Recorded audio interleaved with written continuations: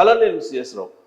అమిత్ షా కేంద్ర హోంశాఖ మంత్రి, ఆయన ఆంధ్రప్రదేశ్కి రాబోతూ ఉన్నారు. శనివారం రాత్రి చంద్రబాబు నాయుడు గారితో డిన్నర్ చేయబోతూ ఉన్నారు. ఉండవల్లిలో ఆ డిన్నర్ ఉండబోతోంది. కేవలం దాన్ని డిన్నర్గానే చూద్దామా, లేదంటే కీలకమైనటువంటి భేటీగా చూద్దామా అనే ప్రశ్న వేసుకుంటే తెలుగుదేశం పార్టీ వర్గాల్లో మాత్రం చాలా క్లియర్గా అది మలుపు తిరిగేటువంటి రోజు ఆంధ్రప్రదేశ్కి అని చెప్పి భావిస్తూ ఉన్నారు. అలాంటి భావనతోటి వాళ్ళు ఉన్నారు. ఇప్పటి వరకు 6 నెలలకు పైగా కూటమి ప్రభుత్వం అధికారంలో ఉంది. 2024 ఎన్నికల్లో అప్రతిహతంగా కూటమి ప్రభుత్వం గెలిచింది. ఆంధ్రప్రదేశ్లో అధికారంలో ఉంది. డబుల్ ఇంజిన్ సర్కార్గా చెప్పుకుంటూ ఉన్నారు.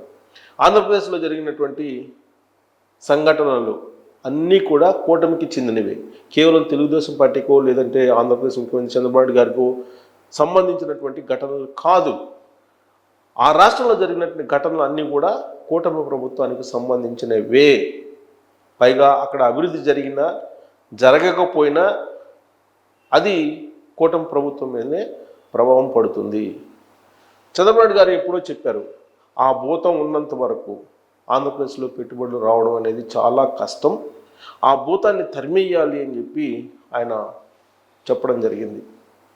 పెట్టుబడుల కోసం చంద్రబాబు నాయుడు గారు గత 6 నెలల నుంచి రకరకాల ప్రయత్నాలు చేస్తున్నారు. బ్లాంక్ చెక్ రాసిస్తారని చెప్పి పారిశ్రామికవేత్తలకు చెప్తూ ఉన్నారు.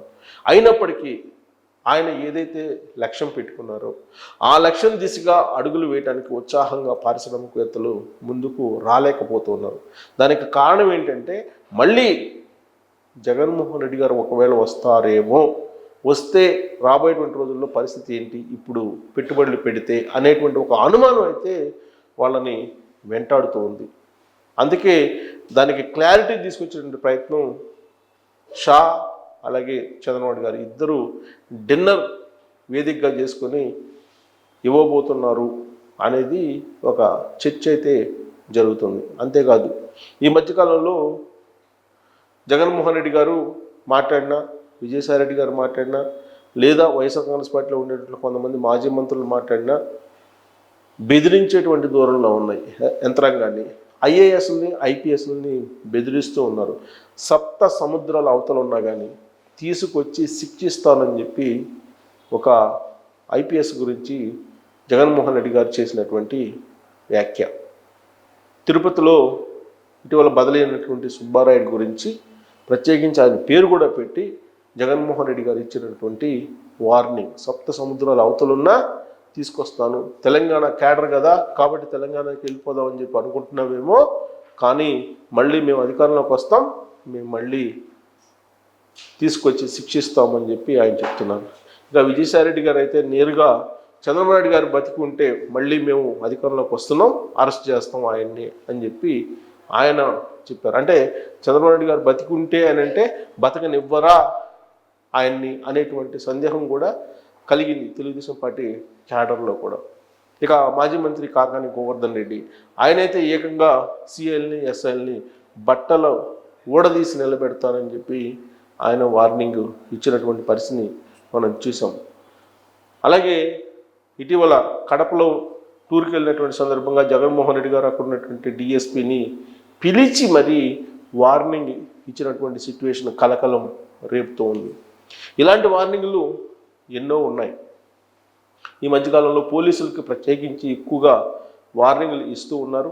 పోలీసులు ఎదుటే సవాళ్ళు చేస్తున్నారు వైఎస్ఆర్ కాంగ్రెస్ పార్టీ వాళ్ళు. రాష్ట్రంలో లా అండ్ ఆర్డర్ లేదని చెప్పేసి ఢిల్లీ వెళ్ళి ఢిల్లీలో ధర్నా చేశారు జగన్మోహన్ రెడ్డి గారు. చంద్రబాబు నాయుడు గారు ముఖ్యమంత్రిగా ప్రమాణ స్వీకారం చేసిన వారం రోజులకే రాష్ట్రపతి పాలన పెట్టాలని చెప్పి ఆయన డిమాండ్ చేశారు. అలాగే రాష్ట్రంలో జరుగుతున్నటువంటి సంఘటనలు తాజాగా జరిగినట్టు తొక్కిసలాట తిరుపతి, కానీ అంతకుముందు జరిగినటువంటి రేపులు అత్యాచారాలు వెనుక వైఎస్ఆర్ కాంగ్రెస్ పార్టీకి సంబంధించినటువంటి మూలాలు ఉన్నటువంటి వాళ్ళు ఉన్నారు అనేది ఇప్పుడు ప్రభుత్వం చెప్తోంది. సైకోలుగా మరి సోషల్ మీడియాలో అనేక మంది జీవితాల్లోకి జొరబడి ప్రైవేట్ జీవితాల్లోకి వ్యక్తిత్వ హననం చేసినటువంటి వాళ్ళు చాలామంది ఉన్నారు. పెట్రోల్ పోసి నిద్రపోయేటువంటి వాళ్ళని తగలబెట్టినటువంటి సంఘటనలు కూడా ఉన్నాయి. వీటన్నిటి మీద సమీక్షించి అసలు ఆంధ్రప్రదేశ్లో ఏం జరుగుతుంది, ఆంధ్రప్రదేశ్లో ఇలాంటి సిచ్యువేషన్ ఎందుకు వస్తుంది అనేటువంటి దాన్ని సమీక్షించబోతూ ఉన్నారు. అలాగే ఇప్పటి వరకు అనేకమైనటువంటి కేసులు ఫైల్ అయ్యాయి వైఎస్ఆర్ కాంగ్రెస్ పార్టీ వాళ్ళ మీద. ల్యాండ్ స్కామ్స్ కానీ, శాండ్ స్కామ్స్ కానీ, మద్యం స్కామ్స్ కానీ, వీటన్నిటిలో ఎవరి మీద కూడా కఠినమైనటువంటి చర్యలు తీసుకోలేదు అనేది కూటమి ప్రభుత్వం మీద చాలామందికి ఉన్నటువంటి ఒక అసంతృప్తి. అందుకే ఈ మధ్యకాలంలో లోకేష్ చాలా క్లియర్గా చెప్పారు, రెడ్ బుక్ దానిపై అది చేసుకోబోతుంది, త్వరలో మద్యం స్కామ్లో, శాండ్ స్కామ్లో ఉన్నటువంటి వాళ్ళు అరెస్ట్ కాబోతున్నారు అనేటువంటి సంకేతాలు ఇచ్చారు. కేవలం 2 రోజుల క్రితమే పండగ సందర్భంగా ఆయన ఇలాంటి సంకేతాలు ఇచ్చారు. సీన్ కట్ చేస్తే శనివారం రోజు రాత్రి ఉండవల్లిలో చంద్రబాబు గారి ఇంటిలో అమిత్ షా కేంద్ర హోంశాఖ మంత్రి డిన్నర్ చేయబోతూ ఉన్నారు. మరుసటి రోజు ఎన్డీఆర్ఎఫ్ భవనానికి సంబంధించినటువంటి శంకుస్థాపన కార్యక్రమం ఉంది. అఫీషియల్గా ఆ కార్యక్రమం కనిపిస్తున్నప్పటికీ కూడా ఆ రోజు రాత్రి జరిగేటువంటి డిన్నర్లో ఏం జరగబోతుంది అనేదే చాలా కీలకం. ఆ భేటీ అనేది చాలా కీలకంగా పోతుంది. ఆ భేటీలో అమిత్ షాకి అన్ని ఆధారాలు మద్యానికి సంబంధించి కానీ లేదా శాండ్కి సంబంధించినటువంటి ఆధారాలు ఇవ్వబోతున్నారు. వీటితో పాటు జగన్మోహన్ రెడ్డి గారు 2019 నుంచి 2014 వరకు 2024 వరకు ఏం చేశారో రాష్ట్రాన్ని అనేది ఒక క్లియర్ కట్ ఇండికేషన్ ఆధారాలతో సహా ఇవ్వబోతూ ఉన్నారు.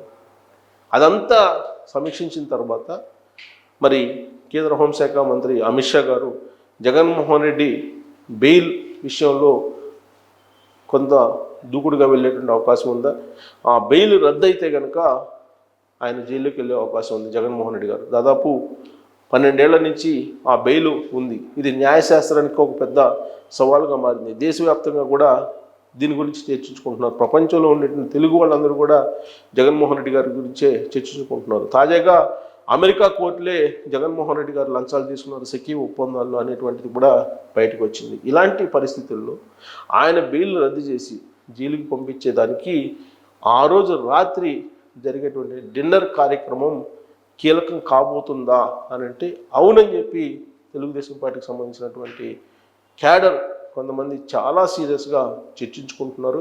ఇప్పటికే పవన్ కళ్యాణ్ గారు కూడా ఒక రిపోర్ట్ ఇచ్చారు జగన్మోహన్ రెడ్డి గారి వాలకం మీద అని చెప్పి కూడా తెలుస్తూ ఉంది.